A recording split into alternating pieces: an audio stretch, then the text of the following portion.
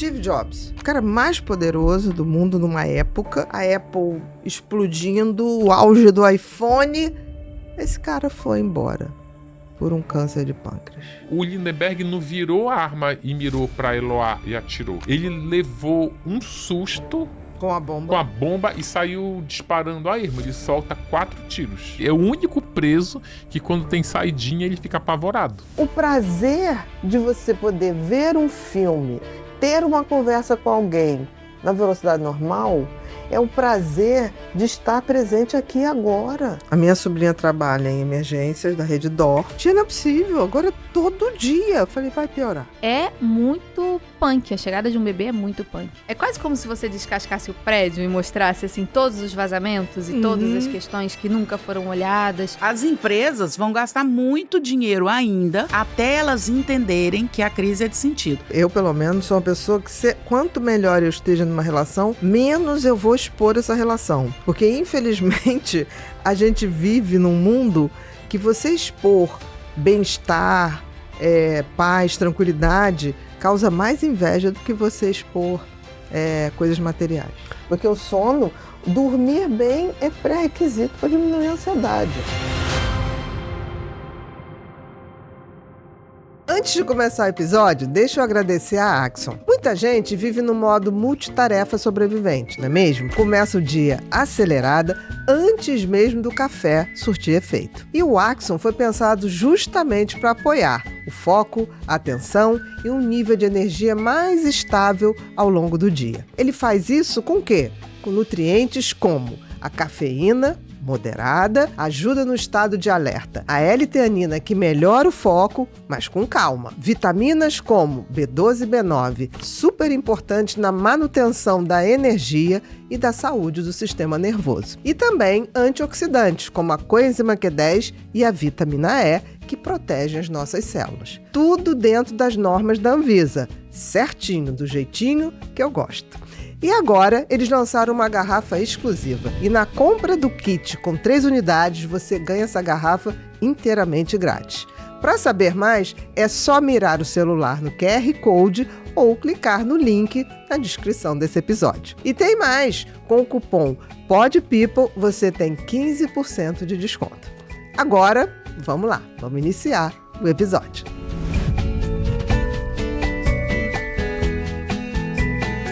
Como foi a dinâmica do crime do Lindenberg? Ele sequestrou a Eloá, sequestrou também a amiga lá, Nayara, que ficou junto. Isso. E aí ele ficava negociando com os policiais. Ele tem uma ligação que ele faz para os policiais, quando já estava 100 horas de cárcere privado lá, ele fala assim, doutor, eu não sei... Tem uma vozinha, lembra? Tem um anjinho, eu tô conversando com o anjinho e com o diabinho. Olha, o diabinho tá ganhando. E aí eles encaram isso como uma ideação suicida. Olha, não tem mais negociação. Esse cara, ele falava que ia matar as meninas, depois ele ia se matar. Não tem mais negociação. E aí eles invadem o apartamento, mas o Lindenberg saca pelo movimento que vai ser invadido, ele empurra um móvel de madeira para a porta, e aí a polícia, quando chega lá para arrombar aquela porta, não consegue, tempo. E aí eles botam uma bomba, estoura a porta com uma bomba. Só que aí nisso que o Lindenberg não virou a arma e mirou para Eloá e atirou. Ele levou um susto com a bomba e saiu disparando a arma. Ele solta 4 tiros, ou 5, se eu não me engano. 2 pegam na Eloá, um na cabeça e um na virilha. Um pega de raspão na mão da Nayara e raspa o rosto dela. E uns outros pegam no teto e na parede. Ou seja, ele saiu... Uhum. Ele matou? Matou. Não. Mas é bem diferente de você virar a arma e dar um tiro na pessoa. Eu acho que no caso do Lindenberg, o que fala mais foi a perversidade de manter a tortura. Sim. Isso eu acho que foi. Sim, e tem condenação por isso também. E ele sempre falava, nada disso precisava estar acontecendo se ela... voltasse para mim, quer dizer, ela é culpada. Só que aí Mas Por tudo que aconteceu. onde essa operação policial vai refletir lá na vida dele em Tremembé? Na justiça, no julgamento dele, no tribunal do júri, ele fala isso. Ele terceiriza a culpa da morte da Eloá porque se ele tivesse se ele tivesse apenas torturado ela tivesse sobrevivido, a história teria outro final. Teria até um final melhor do que teve, né? Porque a menina foi morta. Sim. Mas o que ele diz? A culpa é da polícia. Porque a polícia... E também ficou provado... E o que a polícia foi e disse em sua defesa? Não, a gente só invadiu porque a gente ouviu o tiro. Mas aí ficou provado na perícia que o tiro o primeiro disparo só ocorre depois da explosão. Porque tinha um áudio, não sei se era um áudio de uma TV, alguém lá deixou um microfone ligado, e aí você vê a explosão, bum! E o tiro, pá, pá, pá. Não é o primeiro tiro e a explosão, entendi, exatamente. Não foi antes. E aí ele tentou, na defesa dele, jogou a culpa na polícia. E a polícia, depois, a operação da polícia foi criticada, foi considerada a forma como a polícia conduziu. A polícia poderia, por exemplo, ter feito mil coisas, poderia ter sido neutralizado, mas a polícia diz que não neutralizou, porque quando o sniper mirava a arma, ou a Eloá se metia na botava, frente. Né, na janela. Ou ele botava ela na janela. Ou quando também fizeram uma segunda tentativa, estava numa neblina, não era arriscado. Mas o fato é, por exemplo, a polícia... eles passaram 100 horas lá, a polícia colocava a marmita para eles, ela botava um lençol e puxava. Gente, era só colocar qualquer sonífero que você colocasse naquela comida, sabe? Qualquer dormonide, sei lá. Boa noite, Cinderela, né? Oficialmente. Mas nem assim. isso eles pensaram. Então o trabalho da polícia foi bastante criticado, foi colocado em xeque. E aí, quando ele vai para a penitenciária, ele ainda vai com esse discurso de que eu tô aqui porque a polícia... Injustamente. No meio dos policiais. Então, ele não tem uma paz em Tremembé. Não, ele morre de medo de sair. É o único preso que, quando tem saidinha, ele fica apavorado. Ele morre de medo. Porque medo de policiais aqui fora e também do pai da Eloá, isso? Porque o pai da Eloá parece que é ligado à milícia, alguma coisa assim. O pai da Eloá já tinha cumprido prisão por homicídio. Ele matou uma ex-companheira, feminicídio. Ele é um ex-policial, ou seja, ele é miliciano. E ainda tem outro agravante. Ele estava foragido e a transmissão ao vivo do crime da Eloá, numa das câmeras, ele passa mal da filha, ainda é um miliciano com sentimento, né? Passa mal, desmaia de ver a filha em cárcere privado, e aí ele está sendo levado numa maca, uma câmera ao vivo de algum desses telejornais lá da Record, da Band, pega ele e a polícia lá em Alagoas localiza, o reconhece. Olha, gente, é fulano. É fulano, foragido daqui, foram lá prender o cara. Ou seja, ainda tá na conta do Lindenberg a prisão do pai da Eloá. Sendo que, quando o Lindenberg começou a ter a saidinha dele, o pai já estava livre. Já estava solto. Ou seja... Entendi. Tu pensa em duplo, para onde ele... E com um agravante, no mesmo bairro. Toda a vida dessas pessoas continuou na Coab lá de Santo André. A família da Eloá mora lá, o pai da Eloá tá lá, a família do Lindenberg tá lá. Quando ele vai pra saidinha, ele fica no mesmo conjunto habitacional. Ele tem esse, digamos assim, não sai nem de casa. Fantasmas, né? Talvez seja a maior prisão que ele tem. Eu acho também. Seja a maior prisão que ele tem. Eu acho que isso é... Porque também, depois que eu virei roteirista, eu fico com o pé na dramaturgia, né? Eu acho que isso também é mais uma camada da punição dele, do castigo. Com certeza. Talvez seja a maior camada. No Brasil ainda tem muito essa perspectiva, em termos de trabalho, de levar as pessoas a uma exaustão emocional. Porque você tem que vestir a camisa da empresa, porque você tem que se dedicar a XY, porque você tem que agir como dono. Essa pressão emocional, essa condição que vai sujeitando as pessoas e não vai criando essa perspectiva de propósito, de por que eu estou nisso, vai adoecendo. Eu vejo muito você aqui com a sua equipe e nós também temos essa perspectiva no nosso trabalho, de fazer com que as pessoas estejam envolvidas entendam e que o propósito seja o propósito de todo mundo.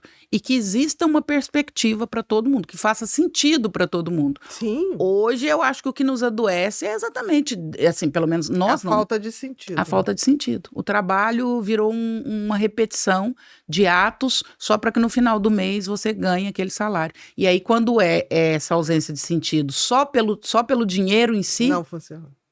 Não funciona. até porque o ganho acaba que Não compensa, porque você vai ter que gastar para poder suportar aquilo, né? Não tem como. ele não dá sentido. O dinheiro por também si acho. só, ele não dá sentido. Nenhum. Você que tem que dar sentido aí. Senão a vida não tem sentido. A gente que tem que criar e dar sentido a ela. Porque você nasce um bebê desdentado, Quem como fala diz isso? sua mãe. Um pedaço de carne. Um pedaço de carne, não sabe nada, aí você aprende tudo, aí depois você começa a desaprender tudo, perder tudo, para um dia ir embora. O sentido lógico Não da vida não existe. existe. Quem fala isso é o Rousseau, né? O filósofo inglês. Ele fala que a gente nasce tábula rasa. Ou seja, nada. Exatamente. Quem vai dando sentido durante a existência somos nós. Eu falo assim que a vida para mim é como se fosse uma grande corrida de ratos. Você imagina uma jaula de ratos e aí você abre aquilo lá e sai os rataiada, tudo correndo. Correndo para onde? Para quê? Se não souber... É que Cada nem rato durante a corrida vai Alice, criando a sua né? razão. O coelho da Alice, né? Que a Alice passa para onde eu vou? É. Para onde você quer ir? Aí ela fala, não sei.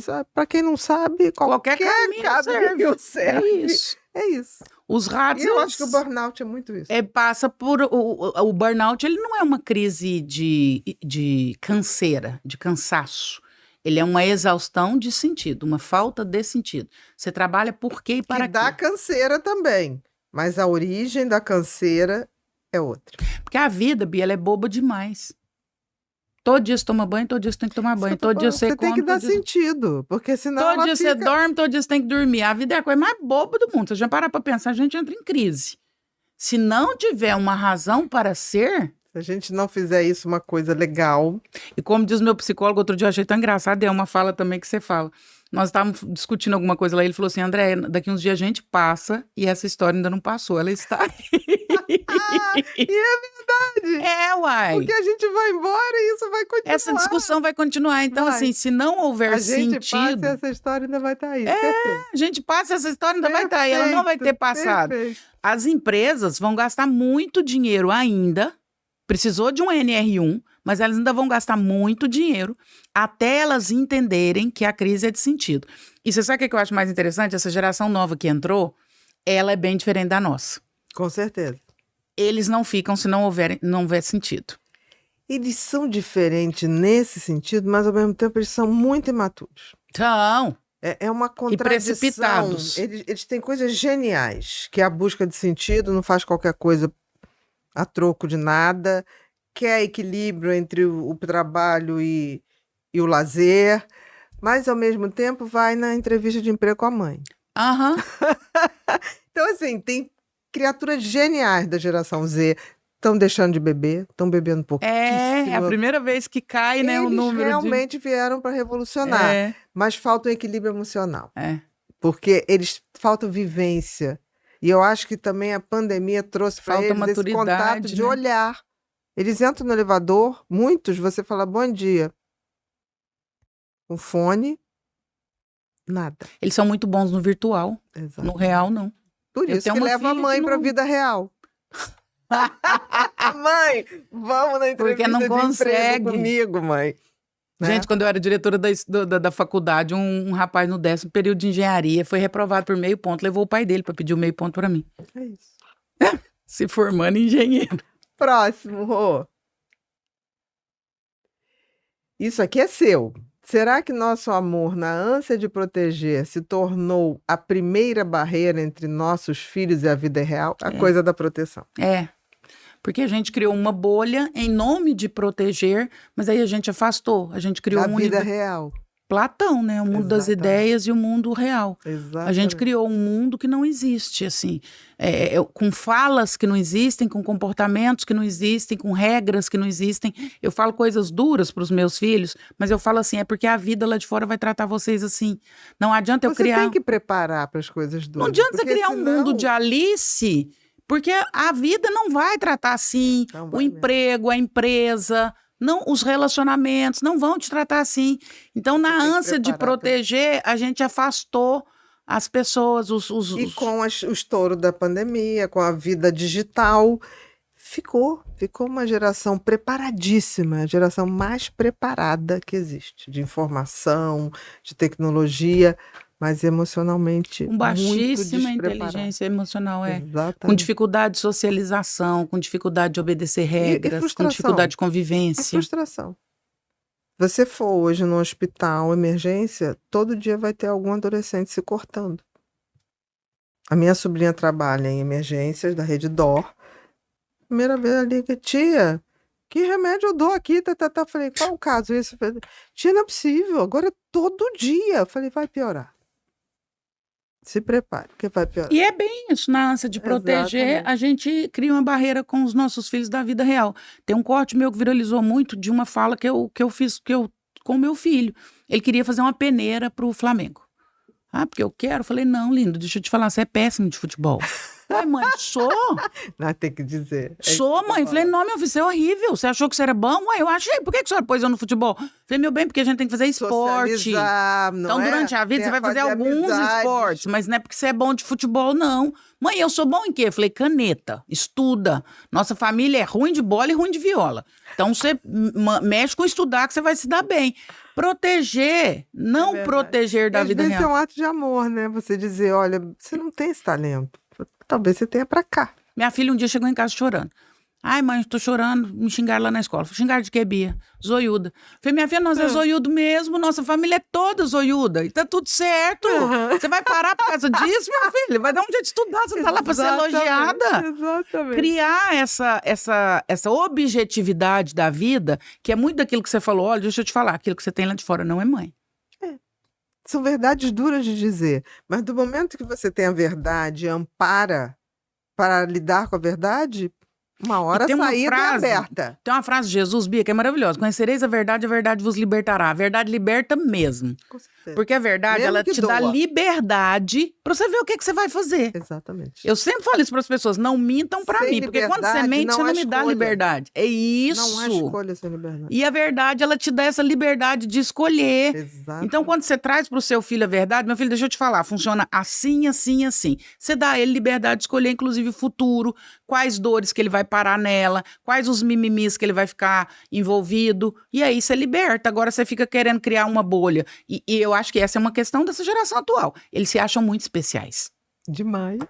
Demais. Mas eles não têm o olho no olho, eles não têm a ocitocina, mulher. É muito punk. A chegada de um bebê é muito punk. É quase como se você descascasse o prédio e mostrasse, assim, todos os vazamentos e todas as questões que nunca foram olhadas, ou que talvez já eram estruturais ali de um relacionamento abusivo ou de um relacionamento com as coisas muito mal divididas.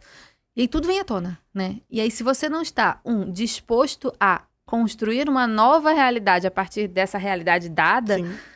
o negócio fica muito complicado. Se você tá numa relação que, por exemplo, não temos filhos, então eu faço tudo em casa, imagina, meu marido não bota a mão em nada porque eu gosto, eu tenho tempo, Quando tem filho, não dá. eu adoro fazer certas coisas da minha casa que meu marido... Cuidar das plantas, eu adoro. Pronto, mas quando a gente tem filho, a gente tem que renegociar as coisas, né? E muita gente não tá disposta a renegociar. Eu acho, não sei, aí eu tô pensando aqui, será que isso é colocado? Porque eu vejo, quando eu atendia, os homens diziam sempre assim, não, isso aí quem decide se a gente vai ter filho e quantos é minha mulher. Eu falei, eu acho que você tá um pouco enganado, porque assim, você vai ter que participar. É. Não, mas isso é uma decisão dela. É coisa de mulher, é coisa de Mas mulher. você Não vai é. querer, eu falava assim, mas você vai querer 1, 2 ou 3? Ah, não sei, vou deixar pra ela decidir. Olha a O postura. farol do problema. Exatamente. Então eu falo assim, ainda tem essa coisa de a mulher decide, aí como a mulher, entre aspas, tinha mulher, falava assim, não, mas fui eu que quis, aí assumia a Que culpa loucura. do cara tá fazendo Que loucura. várias coisas, tipo assim, ele não deixou de ir ao futebol. Como assim não deixou de ir ao futebol? Você tá em casa sozinho? Não, mas fui eu que quis. Sabe? Já começa uma loucura de uma decisão tão importante ter sido desejada apenas por uma pessoa. Geralmente não é o caso. Geralmente é, vamos ter mais um filho? Ah, vamos, se você quiser. Que também é você decide, né? você decide a via de parto. Eu não tenho que estudar nada disso. Você escolhe, é um retirar o pezinho, porque eu não preciso me informar para tomar decisões responsáveis e ativas ali. Com Eu só certeza. retiro o Eu me pezinho. eximo de qualquer Muito confortável, responsabilidade. né? Depois eu vou falar, eu te falei, né? A decisão foi sua. Exatamente. É extremamente confortável. E essas relações ficam muito disfuncionais, principalmente hoje em dia, que a maioria dessas mulheres também trabalha fora. Então, é uma sobrecarga gigantesca. E tem alguns estudos interessantíssimos que falam que o homem percebe a carga muito melhor dividida do que a mulher. O mesmo casal. Uhum. A mulher percebe a carga mal dividida de uma determinada forma. O homem não, pra ele a carga tá muito bem dividida, obrigada. Não, é porque ele ficou com o neném enquanto você ia tomar banho. Isso Aí ele fala, não, mas eu Isso. divido. É muito engraçado isso. é um delírio social que acomete. Exatamente. É. Não, mas eu ajudo muito. É. Eu dei um banho. E a sociedade valida isso. E eu acho que a gente precisa ter muita clareza de que a sobrecarga vai acontecer. Então, assim, ter Pros uma dois. criança... Pros Exatamente. dois. É uma decisão de vida. Exatamente. É uma carga a mais, é uma mochila, só que não pode ser nas costas de um só. Com certeza. E essa divisão, a gente vai fazer família a família. Na minha família, a gente já teve momentos em que meu marido ficou 100% com a Clarice e eu fui pra residência e ele estava trabalhando de casa. E outros momentos que o contrário, ele viajando e eu com ela. Mas a sensação que a gente tinha era que a gente estava remando pro mesmo lugar. Entendi. Sabe? Cada um segurando o seu reminho ali e brigando no meio do caminho, tentando reajustar e aprendendo, mas com a intenção de... De chegar no meio, a travessia. Exatamente. Chegar do De outro lado atravessar do junto rio. e ser, de certa forma, uma boia pro outro, né? Sim. Então, essa boa intenção que pode estar, né, como pano de fundo de um casal que ainda está se ajustando, é o que faz com que a gente ache que o casamento pode tremer de fato quando a criança chega. Porque acontece. Mas se não tem, de um lado, uma pessoa disposta a mudar, a renegociar, a entender que o outro lado também está trabalhando muito, também está fazendo, que ficar com um bebê em casa não é descanso, não é licença maternidade, férias, dá uma trabalheira enorme. Eu costumo dizer que você tem um chefe que fala chinês, que acabou de chegar, é super exigente, não te deixa dormir, e você tá aprendendo, você nunca teve uma Você criança. nunca teve um chefe Ou que nunca teve falava aquela criança. mandarim. Não vai Cara, é dar. uma loucura. Uhum. E outra, eu trabalho. Mas você não tá trabalhando na mesma coisa que você faz desde sempre. Claro que cansa, mas. Peraí, eu tô passando por um cansaço muito grande. Não, e é uma decisão. Ter uma família, ter um claro. filho é uma decisão. Claro. Eu acho que as pessoas têm que pensar muito nisso. Muito. Porque assim, eu acho que fica aquela coisa. Eu tive pacientes, casais, que não tiveram filhos, porque não puderam. Uma delícia, né? Nossa. Mas, assim, foram muito unidos. Sabe Sim. aquela coisa que eu falava assim, puxa, se tivesse tido, teriam sido pais maravilhosos. Mas não aconteceu. Aham. E vi muita gente que teve filhos, mas assim, desmoronou o casamento. É. Desmoronou. Sim. Assim, absurdamente. Privação de sono, exaustão, sobrecarga mal dividida. Tudo vem. Tudo vem. E aí é quase como. É um novo casamento. É um Não novo tem casamento. nada a ver com o casamento Reconfigura. anterior. É uma E a reconfiguração. gente fica muito da apegado ao relação. passado, né? E geralmente o passado é tão lindo, a gente esquece de todos os... mas eu Exatamente. tinha tempo pra sair com meu marido e a gente jantava e a gente tinha só o nosso momento. Beleza, maravilha. Como é que a gente vai fazer agora pra criar um tempinho entre a gente? Exatamente. Os 10 minutinhos Não de vai manhã. voltar. Aquilo lá não vai voltar. Então, Eu e meu marido, a gente fez uma mudança agora. Voltamos de novo pro Brasil, mas a gente estava morando em Portugal. E aí na mudança, claro que tudo treme, né? Inclusive a gente. A gente Sim, começou a brigar bastante. Meu marido chega um dia, na mudança mesmo, chega um dia pra mim e fala assim, olha, eu li que a gente tem que dar um beijo de pelo menos 6 segundos. Uma coisa assim, ou um abraço de 6 segundos, sei lá. Ele veio com uma história que ele leu Sim. pra gente liberar hormônios da felicidade. Aí eu assim, né? Então vamos, Alexandre. Vem, vamos, um beijo. Eu acho que era beijo de 6 segundos, abraço de 20, já não me lembro mais. E aí foi engraçado porque a gente tava numa correria, sem ajuda nenhuma com as 3 crianças e numa mudança.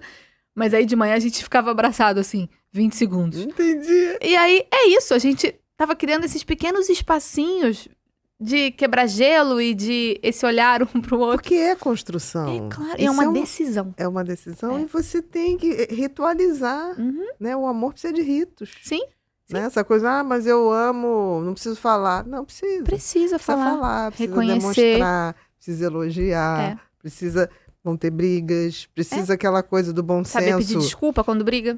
E o bom senso, não vamos tentar não dormir brigado, É. né? Se for necessário, por exaustão que seja. Mas assim, não porque você quer saber uma coisa, eu vou ficar sem falar. sabe? Eu acho que a gente tem a sensação de que, já tô casado, ou já tô junto, então não é assim. Isso é muito Não ruim. é assim. Você tem que cultivar aquilo que merece ser cultivado. Sempre. Né? E pronto, quando o bebê chega, você tem que fazer isso ainda mais. E não É com pra uma coisa sempre. de eu sou obrigado a fazer. Eu digo obrigado ou obrigada porque os dois, né? Sim. Mas porque você tem que olhar pra isso também. Steve Jobs, o cara mais poderoso do mundo numa época, a Apple explodindo, o auge do iPhone. Esse cara foi embora por um câncer de pâncreas. A vida material, ela é uma faculdade Dizem que ele parou o tratamento para fazer um tratamento alternativo, de não sei. E quando ele voltou já era Seja o que tarde. for. Aí você fala, esse cara era ignorante? Não. Esse cara era burro? Não. Esse cara tinha por que duvidar da ciência? E se não fosse ciência, que ele fizesse o tratamento tradicional e o alternativo, por que não? Eu Então, acho que assim, pode ser algo muito mais emocional, né? alguma coisa tinha no emocional que fez ele quase que tipo assim, eu não devo merecer tudo isso, porque ele morreu no auge. Sim. Ele morreu no auge.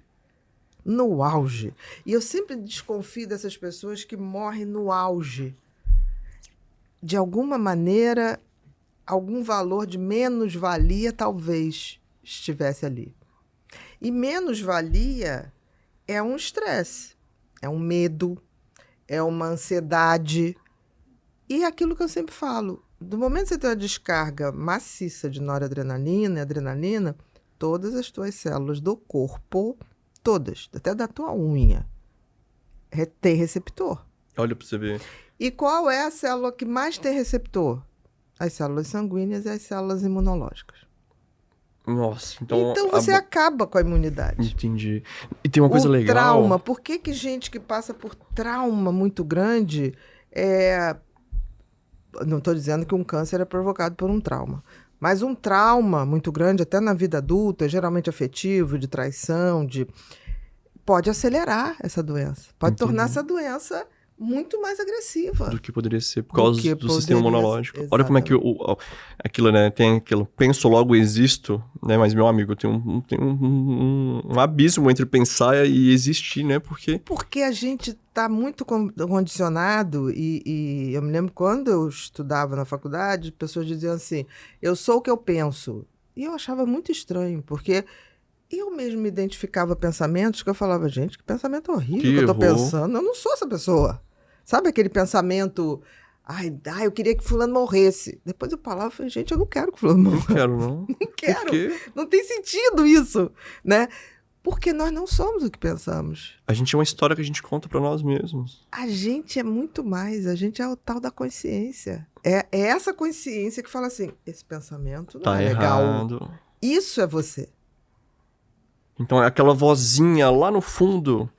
Então assim, opa, não é por aí não, volta um pouquinho. Que eu acho que nós estamos vivendo uma sociedade que esqueceu disso. Então, tendo cada vez menos, nisso né? que você vai ter isso, pensa isso e vai ter isso. E a gente tá vendo que todas essas pessoas super capacitadas, muitas estão saindo do game antes da hora. Não é consistente isso. Não é consistente. Fora aqueles que tiram a própria vida. Tem algo errado no entendimento. Uma autopunição, talvez, né? Igual no caso da do Steve humanidade. Jobs, ele, no final da vida dele, né, ele começou a tomar ciência que ele tinha um comportamento que chama distorção da realidade.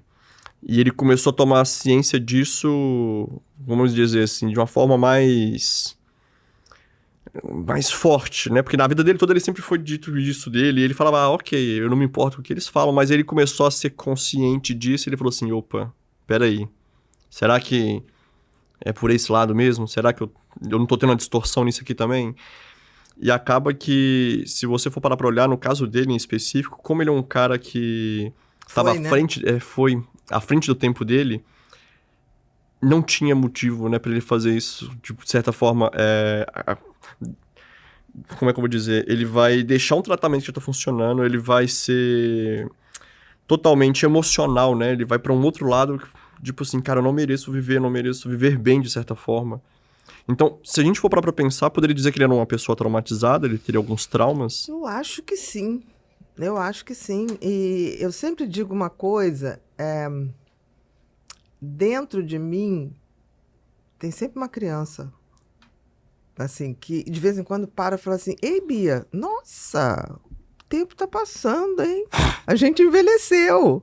E eu quero que essa criança continue lá, porque essa criança, se teve seus traumas, eu consegui acolhê-la. E você só lida com os traumas quando você se torna o pai e mãe que você gostaria de ter tido para a sua criança. Isso é interessante, porque eu sempre Conversar cresci... com a nossa criança é fundamental. Mas olha, eu sempre vejo as pessoas falando assim, a criança interior é um problema, ele tem uma criança interior. E todo mundo vai falando mal dessa criança interior. Então, quando você escuta criança interior, você fala assim, não, a pessoa se acha imatura, mas não é isso, né? O que seria essa criança? Igual você tá criança falando. interior é justamente essa possibilidade da gente ser o pai e mãe que a gente gostaria de ter tido e não ficar cobrando isso de fora. Então, por exemplo, a minha criança, eu consulto muito ela. De vez em quando eu falo, e aí, o que você acha? Eu tô levando as coisas direitinho? Tem hora que ela fala, tá, mas tá faltando tempo para andar de bicicleta. Tá, mas tá faltando isso. E ela sempre me dá respostas Tá faltando uma musiquinha sábias. aqui. Tá faltando mais música, tá faltando menos trabalho. E ela tem razão. Então, essa Eu não criança... falo, isso que você falou é muito ruim, né? Dos adultos falarem, deixa de ser criança, Isso. seja criança. O Porque mundo tá essa precisando de mais criança- crianças, né? As crianças são sábias. As crianças têm Aquela uma inocência da sabedoria. criança, E né? uma sabedoria e uma... Como é que eu vou dizer? Esse cérebro vazio, ele é ávido. Então a criança se deslumbra com tudo. A criança, ela é normalmente criativa, porque ela olha para a natureza e ela acha tudo lindo. Tudo é possível. Tudo. A criança, ela chega... Por exemplo, eu me lembro, quando a minha sobrinha era pequena, ela estava no carro e ela estava começando a juntar letrinhas. E eu me lembro que aí eu parei num sinal, a gente estava indo para o cinema, ela fez assim, có, cá, có, lá. Aí eu virei para trás e ela... Eu consegui! Aquilo, ler a palavra Coca-Cola para ela foi feliz naquela hora. Hoje em dia, quando você vê uma palavra nova, a gente repete e fala, ai, que saco, mais uma palavra nova. Pra aprender. E olha como é que isso reverberou em você. Porque ela falou a palavra, ela ficou feliz. Você lembrou disso agora, porque isso também te fez feliz na Porque época. essa felicidade do aqui e agora. Do simples, né? Eu Igual parada no sinal e tinha um carro. uma terça-feira de tarde, sem nada acontecendo. Lembra, era uma Que banner. legal. Banner não é o nome, outdoor. Aqueles outdoor. E a partir dali, toda vez ela fala, será que eu vou... Vamos parar em outro sinal? Vamos parar em outro... Pra ver se tinha Aí mais sai buscando o coisa. Rio de Janeiro todo, onde tinha banner pra ela. Que legal. Então, assim, cara. essa felicidade, né, de descobrir que tem um animalzinho que faz isso, faz aquilo. Quando os adultos falam, deixa de ser criança, tá novamente retraumatizando essa criança. Entendi. Que os outros possam fazer isso, Mas o pai e a mãe não. você não pode. Teu pai e tua mãe até podem, eles não são você. Entendi. Mas do momento que você tem esse conhecimento, você tem essa percepção, eu não posso mandar minha criança se calar. Quanto mais um casal aparece, se mostra nas redes, pior está o relacionamento. Aquele casal de influenciadores, a Virgínia, o Zé Felipe, você fica tão obrigado a mostrar que está indo bem, mostrar que você tem um filho, que o filho é maravilhoso, que isso, que aquilo, que isso acaba desgastando. Eu tenho que aprender como falar, porque às vezes a gente pode falar tudo numa relação, mas depende da forma que você fala. Entendi. Isso é muito importante, porque às vezes você Não é só tá falar, certo, né? você tá certo, ou eu tô certa, mas a forma como a gente coloca isso tem que ser adequada ao outro. Entendi. Tem gente que é mais hipersensível ao tom Nossa, de mas voz. é foda, né? Você vai estar certo, aí você certo, você tem que falar da forma certa pra corrigir um erro do outro. Tem que ser amor.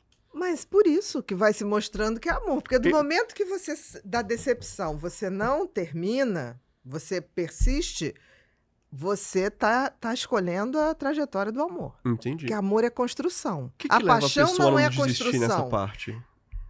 Já que ela desviciou da paixão, assim. Eu acho que tem a ver com a maturidade e tem a ver com uma coisa que é a pessoa ter a sensatez, que hoje em dia é tão difícil, de você falar, poxa, de 10 coisas, 8 eu sei por que escolhi. Pelo caráter, pela disposição, pelo companheirismo. Mas tem 2 que é difícil. Mas às 8 compensa, né? Aí você coloca. Porque não tem ninguém perfeito. Nem o outro é perfeito, nem você que entra na vida do outro.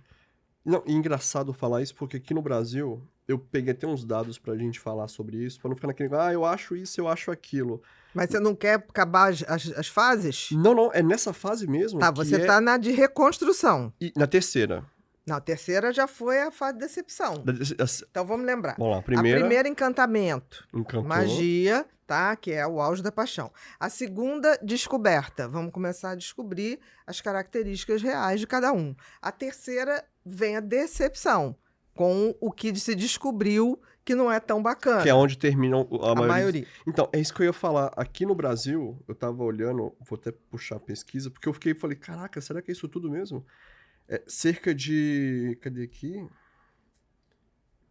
Ó, Essa pesquisa é do Brasil. do Brasil. Aquela primeira que você trouxe era de Harvard. De Isso. 87 anos. Que coisa incrível. 83 anos. 83 anos de pesquisa. Ó, Maravilhoso. no Brasil, olha só, que loucura. Quando tem o pedido de divórcio, 85% deles são aceitos. Porque geralmente você pede o divórcio, fica com aquela briguinha, vamos fazer, não vamos, reconcilia, né? No Brasil não, é 85%. E é um dos maiores do mundo. Passa até o Japão de 30%, Estados Unidos 45%. Ou seja, a gente é o dobro dos Estados Unidos, por exemplo. A gente... Então significa que a gente tem, de Divorcia alguma muito mais. forma, alguma forma, a gente não está disposto à reconstrução. A gente quer obra feita. E aqui tem uma média que os casais brasileiros duram de 10 a 13 anos e 8 meses, com 440 mil divórcios só em 2023. É muita coisa. Caramba, 440 mil. É muita coisa. É muita coisa. É 4,9% a mais do que o ano anterior, 2022. Ou seja, tá só subindo. Tá só escalando Entendi. isso. A gente tá terminando muito mais. Eu não sabia que era mais que os Estados Unidos. E o Japão é o dobro dos Estados Unidos. É E o o Japão dobro, tem muito né? mais gente, né? E como que a gente consegue divorciar Não, mais os do que o Estados próprio Unidos Japão? também tem mais gente, né? É, mais ou menos o dobro. Então, na realidade, interessante, nesse estudo fala alguma coisa como possíveis causas? Posso pegar aqui, ó. Vê direitinho, porque eu fiquei curiosa agora. Porque, assim, que o brasileiro tem uma impulsividade, porque geralmente esse divórcio vem aqui na terceira fase, que é a fase da decepção. Que, na realidade, é uma imaturidade, né? Se você casou com o objetivo de construir uma família, desistir dela rapidamente é precipitado, às vezes. A não ser alguma coisa muito grave, não sei. Pois é, mas igual aqui, eu tô pegando aqui, geralmente, os casais com 40 anos de idade, assim, são os que mais divorciam. A faixa etária? É a faixa etária, de Tá. 40 anos. Então, será que pode ser alguma crise de meia-idade que vai juntando com tudo? Olha, em geral, né, 40 anos, se tudo mais ou menos deu certo, é a época que as pessoas deveriam estar começando a ter uma estabilidade. Se bem que hoje nem tanto, mas nas gerações passadas você começava a ter um pouco de estabilidade, do tipo ter a sua casa própria, já aliviava bastante. Então pode ser que com essa necessidade básica ali satisfeita, se tudo deu certo, Passa da sobrevivência para vivência, no para caso? vivência, e talvez tem muitos homens que quando conseguem atingir um patamar de equilíbrio financeiro, e mulheres também, aí começam a ter outras necessidades. Porque, por exemplo, é muito mais fácil separar quando você está aumentando a sua capacidade de gerar dinheiro. É muito mais fácil.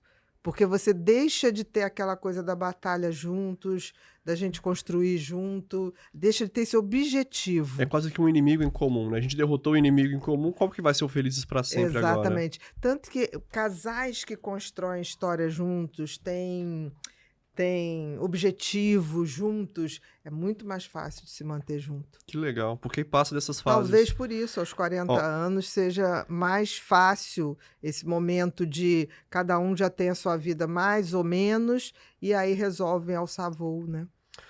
Dentro desse estudo, teve um instituto de Gottman, não é Gotham City do Batman, é Gottman Institute, né, Institute, eles fizeram uma pesquisa com 40 mil desses casais e os principais motivos desses divórcios eram crítica exacerbada, desprezo, defensividade e isolamento. Eles falam que são os 4 cavaleiros do apocalipse. São os maiores preditores de divórcio e podem antecipar uma separação com até 94% de precisão. Então, o que você está falando é Um relacionamento que tem os 4 tem 95% de chance de fracassar. atitudes que fazem o outro se sentir rejeitado, isolado e desconectado é a causa da maioria dos divórcios. Exatamente. Então, você vê, não é uma causa específica. Não, é uma conjunção. É uma conjunção, mas que interessante, porque para qualquer ser humano ser rejeitado, se sentir rejeitado, preterido, isolado, é uma dor maior do que uma dor física. E por quê? Eu ainda acho que aí não está falando por quê. Eu ainda acho que é uma fase da vida que as grandes batalhas já foram vencidas, em geral, pelo casal, e começa a sobrar tempo e energia para outras coisas. Nós somos animais que vivemos e evoluímos na escassez, não na abundância. O ser humano tem muita dificuldade de lidar com a abundância. Então, quando as suas necessidades básicas estão satisfeitas, moradia, o básico de alimentação, de saúde, o ser humano tende a procurar coisas... Problema. Problema. Entendi. Você acha que pode ser também a aceitação cultural que mudou, assim, então agora a gente vê isso com outros olhos, que antigamente não podia divorciar, né? Era quase que um crime. Hoje em dia já não tem tanto isso? Hoje é muito mais fácil, né? Aí eu gosto muito daquele Zygmunt Bauman, aquele filósofo que eu adoro, ele já faleceu, que ele fala modernidade líquida, amores líquidos, que é aquela questão de nós vivemos num mundo moderno que o outro, principalmente depois da internet, das redes, o outro virou um objeto, né? Então você mostra o outro, porque, por exemplo, qual a necessidade de você ficar mostrando a sua esposa? Qual a necessidade de você ficar, eu comprei um anel lindo para ela? Por quê? Eu até tenho uma coisa que quanto mais um casal aparece, se mostra nas redes, pior está o relacionamento. É mesmo? Eu acho que quê? sim. Não sei se você se lembra, há pouco tempo, né, aquele casal de influenciadores, a Virgínia, o Zé Felipe, eles tinham uma vida muito intensa ali, mostrar o aniversário dos filhos, as conquistas, mostrar tudo, festa. E quando eles estavam no auge disso, de mostrar tanta coisa, houve separação. Entendi. Eu acho que chega uma hora que você fica tão obrigado a mostrar que está indo bem, mostrar que você tem um filho, que o filho é maravilhoso, que isso, que aquilo, que você está tão preocupado em mostrar uma perfeição que não é real, que isso acaba desgastando. Será que Porque quando não você é tem real. aquela epifania que você vai dormir de noite e fala assim, putz, podia tanto ser do jeito que eu mostro, e você vê que não é, e dá um contraste maior ainda do que já tá Eu acho ruim, que né? isso em algum momento pega. Entendi. Porque, assim, se você tá bem, eu pelo menos, sou uma pessoa que, quanto melhor eu esteja numa relação, menos eu vou expor essa relação. Porque, infelizmente, a gente vive num mundo que você expor bem-estar, paz, tranquilidade, causa mais inveja do que você expor coisas materiais. Que coisa, né? Eu acho. Será que é porque é algo muito mais difícil de se ter hoje em dia? Você ter um relacionamento estável e legal, talvez seja uma ostentação que você pode ter. Uma outra forma de você ativar o reflexo o parasimpático, que é você fazer aquela respiração de puxar, parar um pouquinho, né? Tipo assim, eu costumo dizer assim, puxa 4... para 4 e expira profundamente, botando o máximo do teu abdômen para dentro. Isso também, essa respiração Me e expliquei, essa vamos lá, parada. como é que é pra quem tá em casa Vamos fazer lá. agora. Todo mundo, gente. 4 para dentro. 1, 2, 3, 4. Prende. 1, 2, 3, 4. Agora você solta. Como se estivesse jogando o teu umbigo para trás. Isso o máximo, que pode ser até 8. Eu treino. Porque assim, tem que acostumar. Entendi. Porque quando você faz 3 respirações dessas direitinho, você já aciona o parasimpático, você já acalma. Caramba, que legal. Instantâneo. Então, pra quem tem pânico, pra quem... Ansiedade, sim, tanto que se fala muito, faz a respiração, e faz mas mesmo. esse tal dessa respiração, eu não sabia qual que Funciona, era. ativo parasimpático. Que é essa? É essa. E tem alguma outra respiração ou essa é a mais Tem, ideal? mas essa eu acho mais eficiente, porque tem umas que não tem a parada. Mas com a parada, você aumenta a atividade do parasimpático. Essa parada de 4. Eu faço sempre assim: 4, paro 4 e expiro 6 a 8. Quanto eu aguentar. Você viu que quando chegou 6, Nossa. você já... Na verdade, você na hora que chegou no 6, você parou de contar ali, né? Exatamente, não parei não. E eu vou te dizer, funciona esse ativar o parasimpático. O parasimpático é o oposto do simpático. O simpático tem a ver com noradrenalina, tem a ver com aumento de cortisol. Parasimpático é o que traz a calma, é a questão da serotonina, é a questão da ocitocina. Por quê?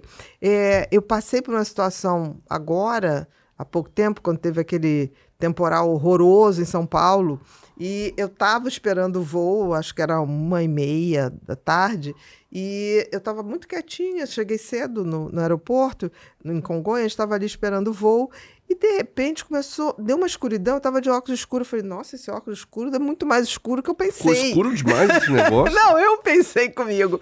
Aí tirei o óculos escuro e continuou muito escuro. Eu falei, nossa... Virou noite, foi uma coisa horrível lá em São Paulo, virou noite. E aí um vento de 100 km por hora, um vento, começou a quebrar vidro e entrar chuva no aeroporto de Congonhas. Nunca tinha visto É isso. um arrebatamento. Foi, não sei. E aí nós embarcamos, mas assim, vamos esperar para ser liberado. O aeroporto ficou parado, acho que 1 hora, mais ou menos. Caramba, foi muito 1 sério. hora, foi. E Pro eu aeroporto falando, de mas Congonhas? chovia. E eu falei, gente, não vai dar. Mas de repente, o escoamento da pista tá muito bom, porque foi rápido. Não, Ponto positivo, né? Não, Pelo menos infelizmente escoar a pista escoou muito rápido, porque em 1 hora não tinha mais água, porque tava poça d'água. E eu me lembro que eu falei, não, mas tudo bem, já passou. E eu tava voltando, tava vindo pro Rio. E foi inacreditável, porque eu acho que a tempestade foi vindo, né? Porque foram 40 minutos, foi rápido, porque assim, não teve serviço de bordo, não podia ir ao banheiro, ninguém podia se mexer, nem os comissários, porque foi o tempo todo turbulência, o tempo todo. E aí foi a primeira vez, olha que eu já peguei muita turbulência, mas os 40 minutos de turbulência, e era aquela turbulência de lado e aquela de baixo, né? De fazer vupt, vupt, parece Precisava que tá solto. quase no liquidificador. E aí foi tão interessante que tava uma menininha, né? Eu falei, nossa, que desafio dessa mãe, né? Ela devia ter 1 ano e pouco, 2 anos, eu acho, 2 anos. E aí ela falava assim, mamãe, quero ir ao banheiro. Aí a mãe falava assim, não, filha, não pode. Aí daqui a pouco ela, ô mamãe, que bacana, eu tô brincando no cavalinho upa-upa. Ela não podia fazer nada, ela imaginou que tava num cavalinho upa-upa. Eu olhei e falei, nossa, que gênio, né? Criança. Aí eu falei assim, vou tentar fingir que eu tô numa montanha-russa. Mas como eu não frequento muito montanha-russa, não colou muito. E aí eu lembrei, falei, nossa, respiração. Cara, eu fiz na 6ª respiração, eu já não estava mais ansiosa ou amedrontada. É inacreditável.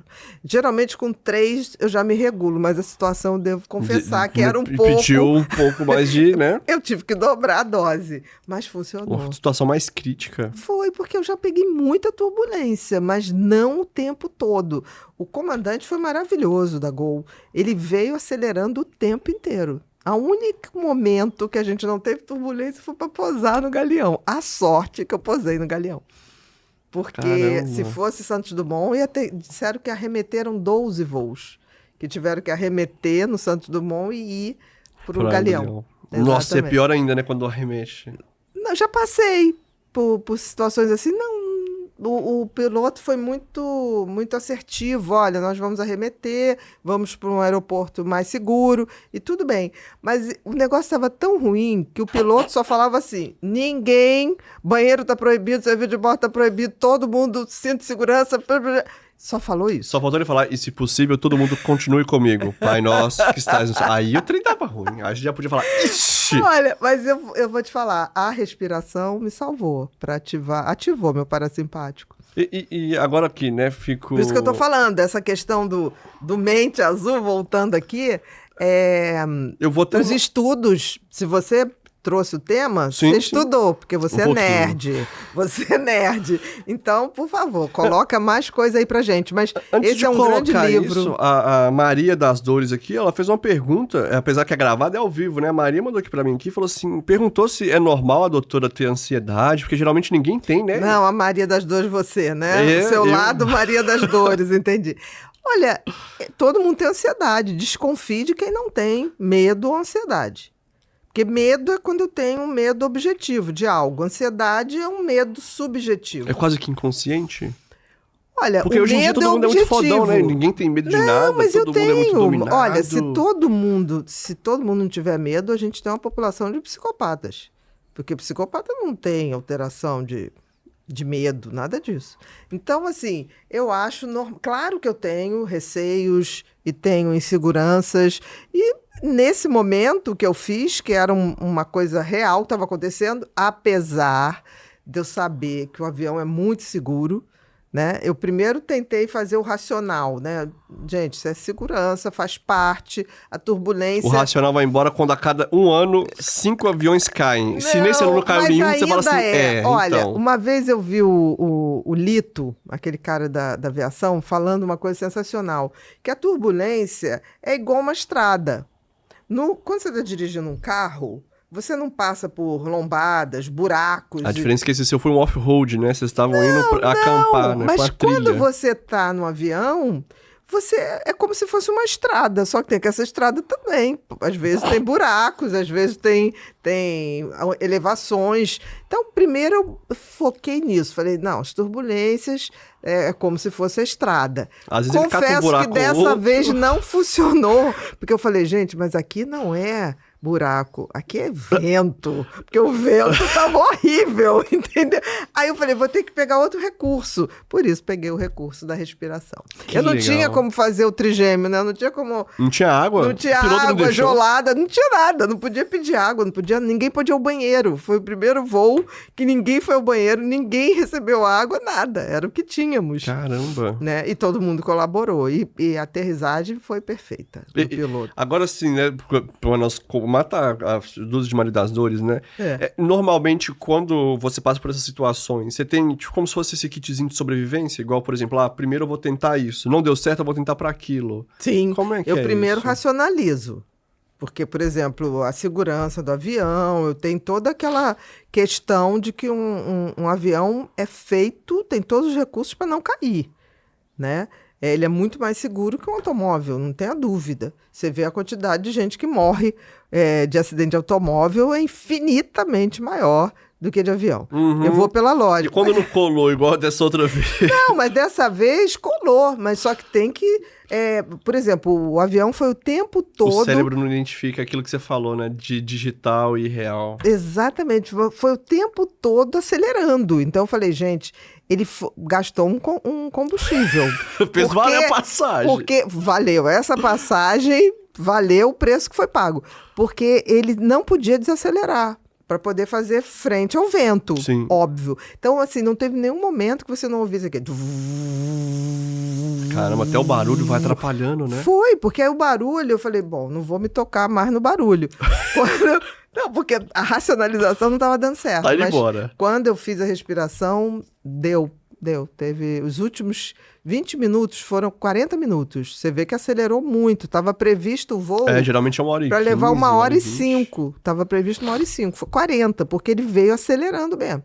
Será que não é porque o piloto também tava com vontade de ir no banheiro, não? Porque, né, 40 minutos aí no banheiro, ele falou assim, ninguém vai poder ir no banheiro. Não, foi competência. Foi fazer isso mais competência. rápido. Eu devia ter perguntado, devia ter dado os parabéns. Eu, depois que saí do voo, acho que estava todo mundo muito ansioso para sair, mas eu me arrependi de não ter batido lá na porta e dado os parabéns, que ele foi muito, muito, muito Foi competente. muito bom, né? A aterrissagem foi brilhante. Viver de fast food é você impor ao seu organismo uma ansiedade. E a gente está sempre achando isso natural. Esse padrão de sono que a gente tem hoje, dormir 8 horas, é irreal.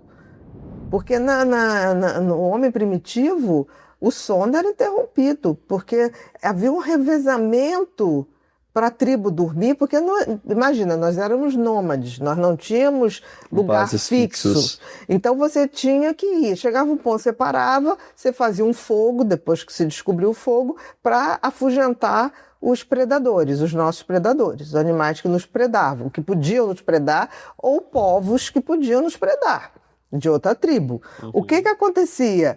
Um cara não aguentava ficar acordado, todo mundo acordado. Então você tinha um padrão de parar na madrugada e os Fazer a outros vigília, fazerem. né? Exatamente. Patrulha. Então, isso durante muito tempo, tanto que quando você vai ver a história das monarquias ali, na Idade Média, depois no início da Idade Moderna, você vai vendo que a corte tinha essa coisa de levantar de madrugada, produzir alguma coisa, voltar a dormir e acordar mais tarde. Olha, então olha pra você ver como é que a gente vem, né, herdando esses padrões. A gente herda esses padrões. Então, esse padrão, isso não quer dizer nós conseguimos hoje, é certo que você durma 8 horas. Por quê?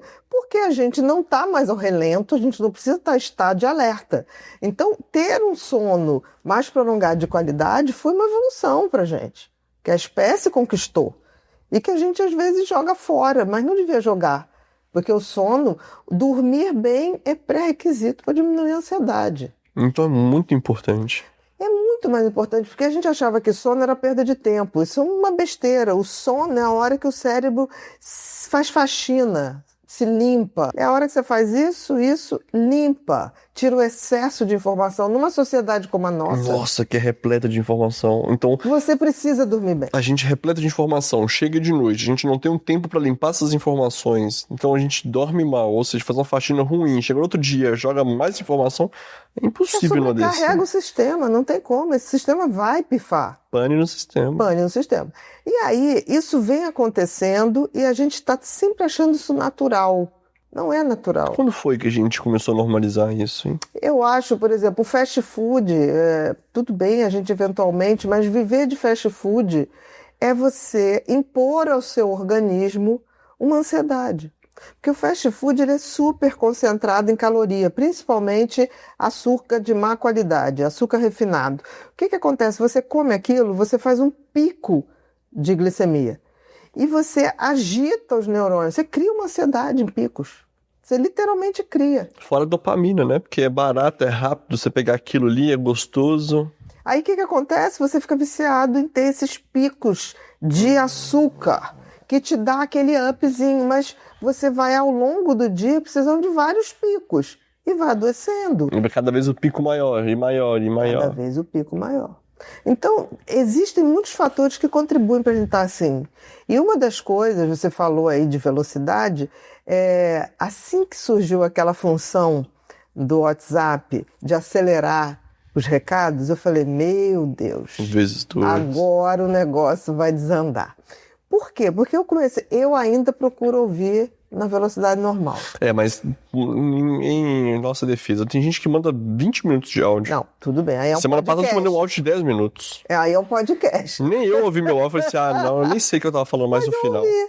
Mas eu ouvi. Eu não tenho isso. Por exemplo, eu acho que a gente tem que escolher as coisas, né? Eu vi ontem, você acabou de me responder de tão longo que foi o áudio. Sim. Foi 5 dias só de áudio grande. Não, mas eu acho que era ali de acordo com etapas de trabalho que a gente está fazendo. Me é coerente. Uma coisa é você mandar um recado de uma pessoa num áudio grande, desconectado de qualquer processo. Aí vai ficar confuso você e a pessoa, Entendeu? até o tio Zuckerberg que tá ouvindo do outro lado. Então, assim, eu procuro escutar na velocidade.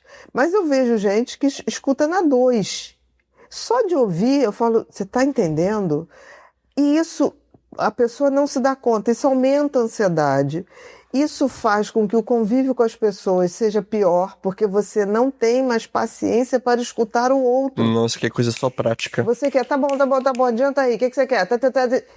A vida não pode ser assim. O que vem depois dessa ansiedade exacerbada? Porque eu consigo Isso dá ver... insônia, isso dá irritabilidade. E depois que você está ouvindo o áudio assim, você nunca mais Ver do outro jeito. vai ver um filme e achar que a velocidade está normal. Nunca mais. Aí você...